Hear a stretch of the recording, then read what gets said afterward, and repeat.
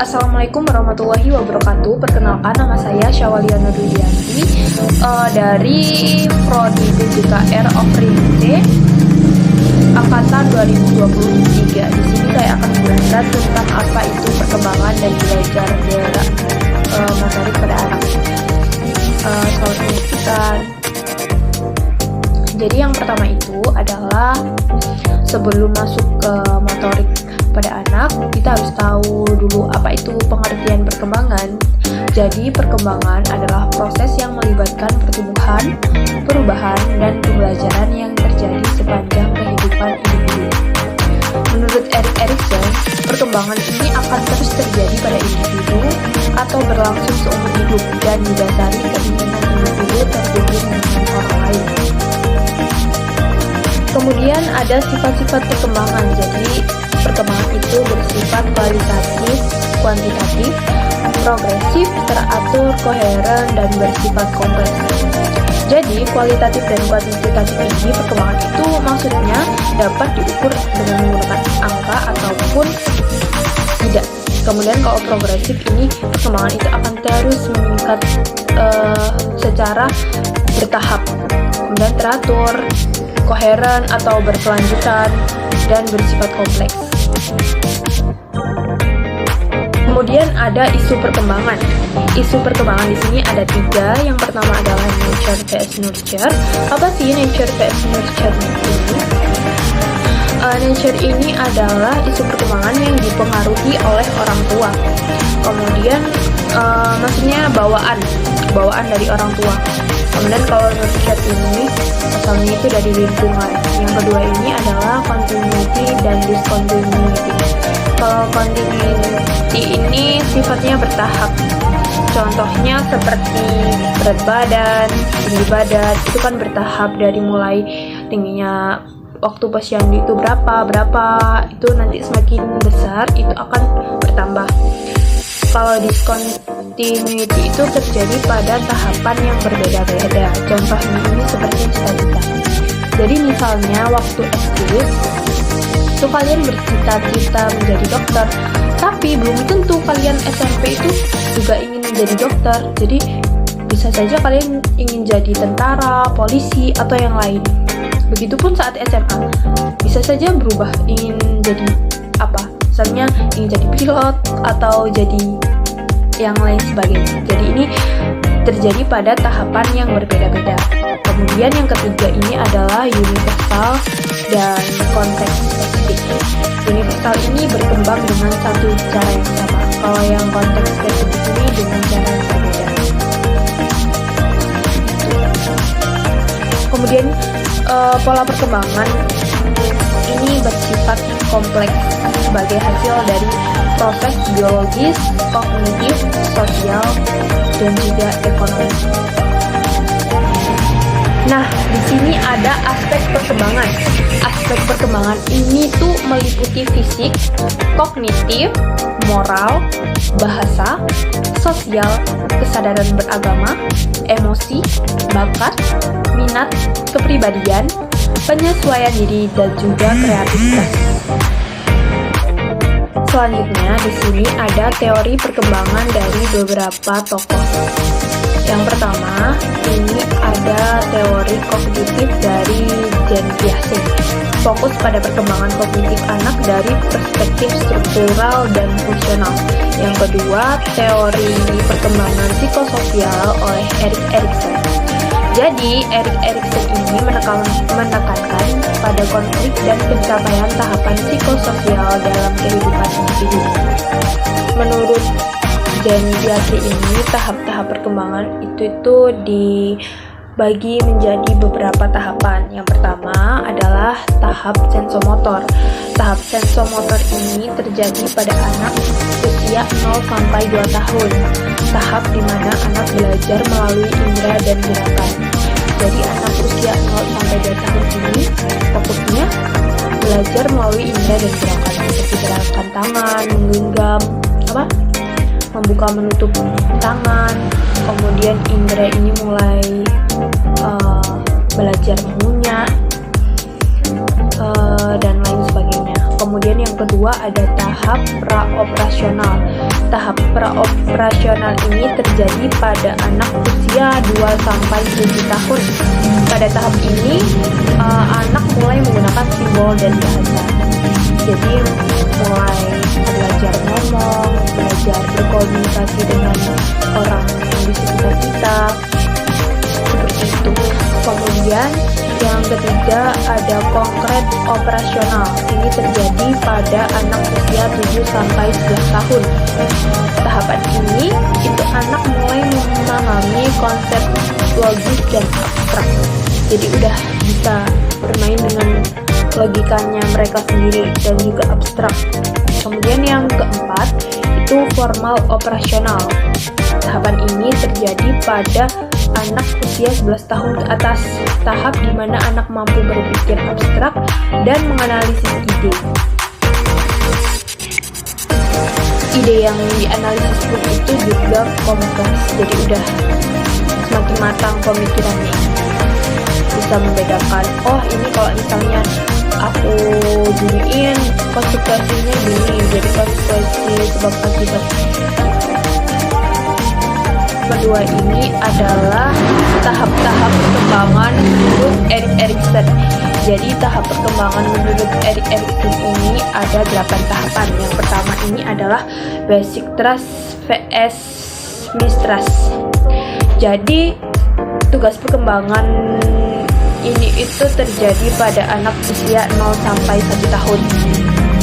Trust itu artinya kepercayaan, mistrust itu ketidakpercayaan. Maksudnya seperti ini. Bayi pada saat berusia 0-1 tahun itu kan membutuhkan makanan yang cukup, tidur dengan tenang, perhatian dari pengasuh. Nah, bila pengasuh ini bisa memenuhi kebutuhan itu, akan muncul rasa kepercayaan pada bayi tersebut.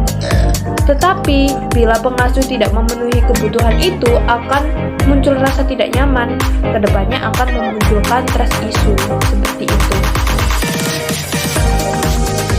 Kemudian tahap 2 menurut Erik Erikson itu adalah tahap self-endow atau otonomi dan rasa malu atau ragu. Jadi ini terjadi pada usia kanak-kanak awal, yaitu usia 2-3 tahun. Pada masa ini, anak-anak itu akan membutuhkan sedikit kemandirian atau otonomi.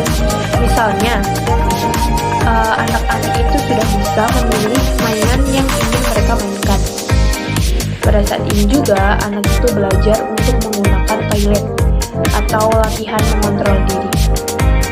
Nah, tapi pada saat melakukan proses mengontrol diri ini, pasti ada kesalahan seperti mereka ngompol atau apa.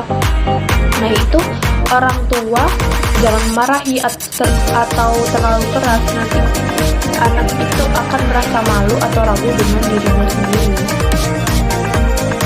Selanjutnya tahap ketiga atau tahap inisiatif dan rasa bersalah. Pada tahap ketiga ini terjadi pada usia prasekolah atau 3-6 tahun. Jadi di sini itu anak mulai berkarya seperti belajar membuat prakarya, gambar, atau percobaan sederhana. Anak juga mulai bergaul dengan anak-anak lainnya dan belajar menyampaikan opininya. Anak perlu untuk belajar menampilkan diri dengan tepat agar tidak mendapatkan penolakan dari teman-teman sebelumnya. Kan biasanya anak usia ini tuh ada yang terlalu excited menyampaikan tindakannya, kemudian itu tetapi egois seperti itu sehingga dijauhi teman-temannya. Jadi dia jadi merasa bersalah dan jadi menjauhkan diri. Kemudian ada tahap keempat, yaitu tahap kerajinan atau industri dan rendah diri atau inferiority. Tahap ini terjadi pada masa awal sekolah, yaitu usia 6-11 tahun. Pada tahap ini, anak mulai merasakan adanya tuntutan atau kewajiban dari sekolah seperti PR maupun ujian. Kemudian belajar untuk menghadapi tuntutan tersebut. Bila berhasil, akan muncul rasa pencapaian dan kepercayaan diri yang kemudian menumbuhkan keuletan. Jadi semakin kayak misal bisa melakukan sesuatu ya, jadi mereka itu akan semakin rajin untuk mencapai tuntutan tersebut dengan baik. Masuk tahap yang keenam, yaitu intimasi atau kesendirian atau isolasi. Tahapan ini terjadi pada masa dewasa awal, yaitu usia 20 sampai 40 tahun.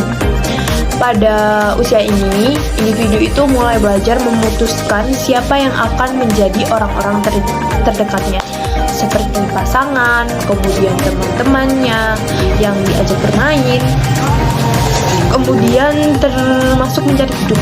Nah, mencari hidup maksudnya mencari pasangan hidup. Nah, kemudian belajar membentuk hubungan interpersonal yang mendalam, termasuk membaurkan dua identitas ke dalam satu hubungan. Masuk di tahap ketujuh, yaitu tahap generativitas atau generativity dan stagnasi atau stagnation. Ini tuh terjadi pada masa dewasa tengah, yaitu usia 40 sampai 60 tahun. Pada usia tersebut, individu ini mulai membentuk penerusnya atau menciptakan sesuatu yang akan menjadi legasinya. Bisa menjadi anak atau membuat karya berguna yang akan bertahan lama, atau keduanya. Bila tidak berhasil pada tahap ini, akan muncul rasa belum berkontribusi kepada kelompok atau masyarakat. Jadi timbul perasaan, aduh aku ini di umur segini kok belum ngasih apa-apa ya, kok belum jadi apa-apa. Jadi seperti itu, jadi stuck. Yang terakhir ini itu ada tahap integritas atau keputusasaan. Ini terjadi pada masa dewasa akhir, yaitu usia lebih dari 60 tahun. Jadi individu ini mulai merenungi kembali hidupnya, apakah ia sudah menjalani hidup ini dengan baik atau tidak.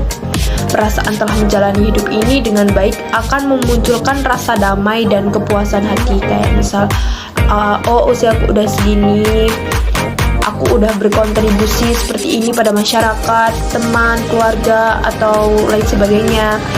Tapi jika tidak terpenuhi, akan ada rasa penyesalan dan keputusasaan bahwa hidup ini akan berakhir tanpa dijalani dengan baik. Seperti itu. Nah, itulah 8 tahap perkembangan dari Erik Erikson. Selain perkembangan, ada juga pertumbuhan. Pertumbuhan ini adalah proses bertahap dari peningkatan ukuran, jumlah, atau kompleksitas struktur organisme. Kalau pertumbuhan ini lebih ke yang terlihat ya, seperti tinggi badan, berat badan, dan berhubungan dengan fisik. Proses peningkatan ukuran, jumlah, atau kompleksitas struktur organisme dari waktu ke waktu. Kemudian terdapat faktor pertumbuhan dan perkembangan pada manusia. Yang pertama adalah faktor lingkungan. Faktor lingkungan ini terbagi menjadi dua. Yang pertama adalah faktor pranatal atau faktor yang terjadi pada kandungan manusia atau saat saat berada di dalam kandungan. Yang kedua adalah faktor postnatal, yaitu setelah keluar kandungan. Yang kedua herediter. Herediter ini berhubungan dengan seks dan ras. Kemudian yang ketiga adalah faktor hormon. Faktor hormon terbagi menjadi tiga. Yang pertama adalah somatotropin. Somatotropin ini dipengaruhi oleh TB atau gigantisme. Kemudian yang kedua adalah tiroid. Tiroid ini menstimulasi metabolisme tubuh. Yang ketiga estrogen, yaitu mempengaruhi pertumbuhan seksual. Selanjutnya kita harus tahu tentang apa itu belajar kreatif. Jadi belajar kreatif merupakan proses memperoleh atau mengembangkan, meningkatkan keterampilan motorik melalui latihan, pengalaman, dan interaksi dengan lingkungan. Menurut Robert Stern, itu belajar gerak merupakan perubahan yang relatif permanen dalam performance yang diakibatkan oleh latihan dan pengalaman masa lalu. terdapat fase belajar gerak. Fase belajar gerak itu terdapat 3. Yang pertama adalah fase kognitif, fase asosiatif, dan fase otonom. Fase kognitif ini adalah fase di mana dia akan diberikan contoh. Kemudian kalau kayak misalnya saat makan itu melihat orang sekitar, oh makannya ternyata gini, jadi itu mencontoh. Kalau asosiatif itu melakukan, oh ternyata lihat mama makannya kayak gitu, jadi makannya kayak gitu, ikut melakukan. Kemudian fase otonom itu adalah pengulangan, jadi diulang berkali-kali, oh makan itu ternyata seperti ini caranya, jadi dilakukan seperti itu. Masuk pada inti dari pembahasan kita kali ini, yaitu perkembangan motorik. Perkembangan motorik ini adalah proses penting dalam kehidupan anak. Mengetahui tahapan perkembangan motorik membantu orang tua dan pengasuh dalam mendukung perkembangan anak dengan tepat. Motor itu artinya gerak, jadi motorik itu ya belajar gerak, seperti itu. Kemudian perkembangan motorik bergantung pada kematangan otot dan syaraf. Maksudnya seperti ini.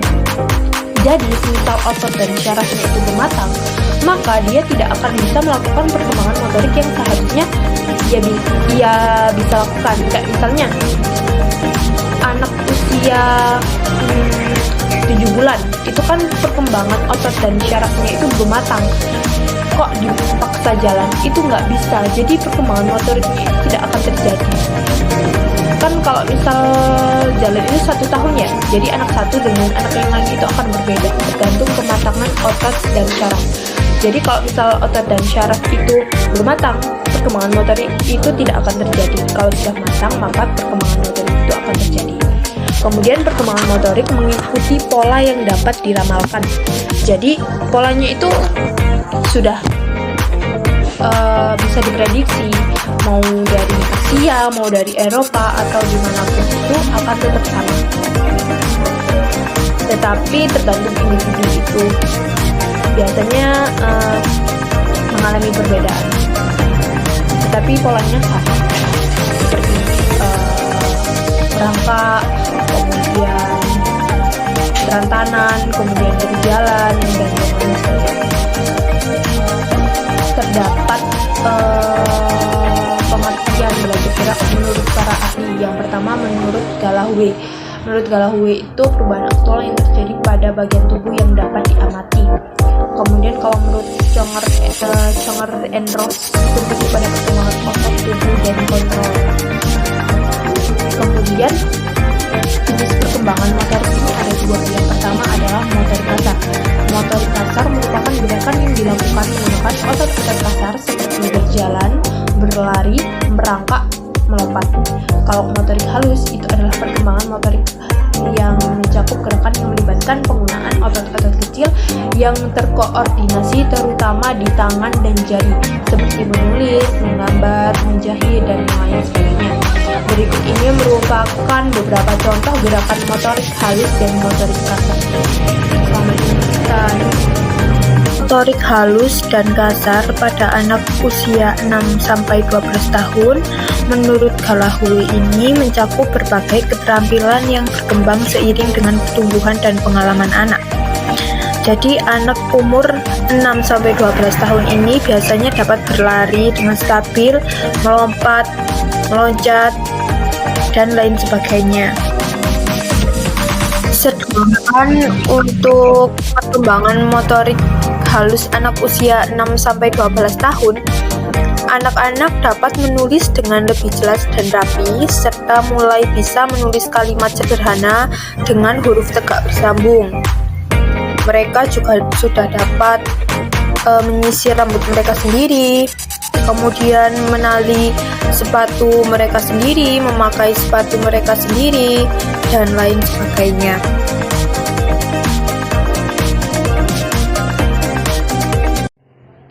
Terima kasih telah menyimak video yang telah saya sajikan. Apabila ada kesalahan kata atau perbuatan atau pengucapan, mohon maaf yang sebesar-besarnya. Saya Syaulia Nurwidianti pamit undur diri. Wassalamualaikum warahmatullahi wabarakatuh.